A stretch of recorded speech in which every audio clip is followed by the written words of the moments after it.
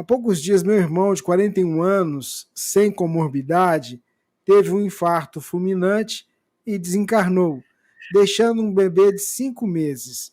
Motivo de grande satisfação e felicidade, vivida intensamente até o último dia de vida. Ele infartou, e aí eu queria que você me ajudasse a entender algumas questões. O desencarne foi súbito. Ele ficou fora do corpo, vendo tudo ao redor?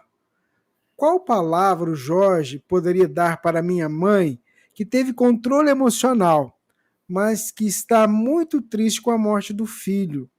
Tem indicação de livros ou filmes para nos ajudar nesse momento tão difícil? Olha, o fato da desencarnação ser súbita não significa que o desenlace é súbito, porque uma coisa é desencarnar, a outra coisa é desenlaçar. Eu posso desencarnar rapidamente, mas demorar um pouco mais para me desenlaçar, e vice-versa. Eu posso ter uma doença longa e o desenlace ser rápido.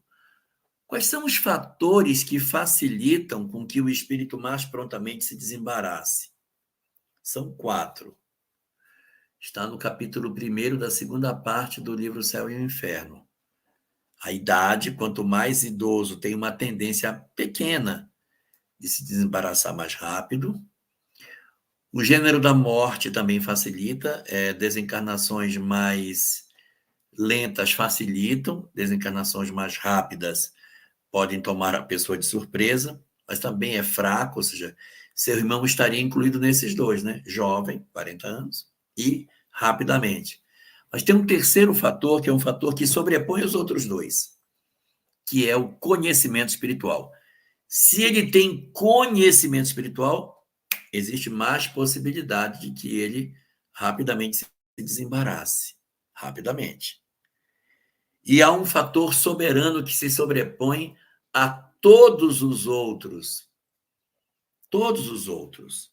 Esse fator se chama a prática do bem. Então você pergunta: será que meu irmão assistiu à sua desencarnação? Depende. Depende de quem era ele como pessoa. Se ele era uma pessoa espiritualizada, se ele era uma pessoa que fazia o bem, se ele era alguém voltado realmente para ser uma boa pessoa na sociedade, um bom filho, um bom pai, bom esposo, uma pessoa honesta, amorosa, prestativa, interessada em fazer o bem ao próximo. Se ele tem essas características, o que se conhece da literatura espírita é que os espíritos benfeitores vêm buscá-lo de maneira muito tranquila. Os espíritos desencarnados que fazem parte da família vêm buscá-lo.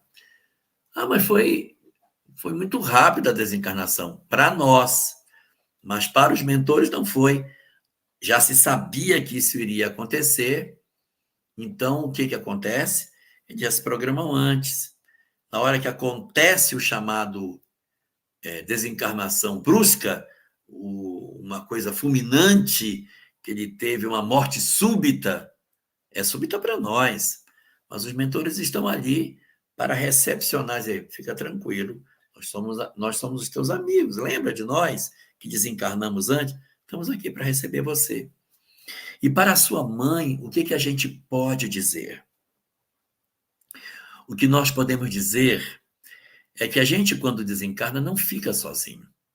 A ideia de que, de repente, alguém possa ter desencarnado e estar só, perdido, desamparado, perambulando pelo mundo, é uma circunstância que acontece com os espíritos que, durante a vida, não tiveram nenhum interesse espiritual. Viveram uma vida absolutamente alheia a tudo aquilo que diz respeito ao espírito. Esses que não cultivaram na sua vida uma preocupação mais específica, podem, de repente, viver uma sensação de perturbação após a morte. Mas aqueles que foram bons filhos, foram bons profissionais, boas pessoas, que se comportaram dentro da sociedade, dentro de um padrão de razoável tranquilidade, os espíritos vêm juntá-los. Nesse momento em que a gente tem a ideia de que nossos filhos partiram, estão sozinhos sem nós, ele está, na verdade, cercado dos amigos.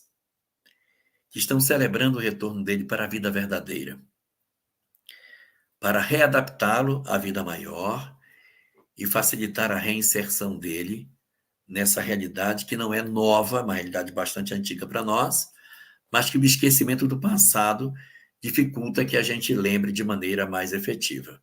Então, nessa hora em que nós temos a possibilidade de nos aproximarmos do conhecimento espiritual, a gente se percebe, nesse momento, que Deus, o nosso Senhor, está, na verdade, através dos diversos espíritos, cuidando de todos nós. E sua mãe pode ajudar muito nessa rápida recuperação dele, fazendo com que seu coração, ainda que saudoso, não se desespere. O desespero, que é até muito comum nessas circunstâncias, até esperado, ele não ajuda na adaptação nossa do outro lado da vida. Então, que ela chore de saudade, que ela sinta a falta do filho, que ela tenha todas as naturais dores da ausência do grande amor, mas que isso não faça com que ela se lance nos braços do desespero, porque a vida continua. A vida, ela segue para sempre. Os nossos amados não morreram. Os nossos filhos estão todos vivos. E quando nós tivermos a condição de equilíbrio, isso logo vai acontecer. Questão 936 de O Livro dos Espíritos diz que o desespero dos parentes, a inconformação diante do fato da desencarnação deles, é um fator de desequilíbrio das pessoas e que dificulta o reencontro deles no mundo espiritual. Então, se a gente quer mais rapidamente encontrar com esse parente, auxiliar com que ele possa se aproximar, a gente precisa se acerenar por dentro, se banhando nas águas da consolação da imortalidade, para que a gente consiga, com mais serenidade, encontrar com os nossos parentes e poder dizer: puxa vida, ele na verdade continua vivo. Eu continuo encontrando com ele. Quanto mais rapidamente a gente trabalhar os nossos corações, tanto mais prontamente isso poderá ser feito. Agora, você que está perguntando pela sua mãe, não force sua mãe a não chorar. Respeite o luto dela, dê colo, dê carinho e compreenda a dor profunda da mãe que está vivendo nesse momento a ausência de seu filho. Acolha, cuide, proteja. Não exija que ela não chore. Apenas peça que ela não se revolte e que ela não se desespere, porque o seu filho vive.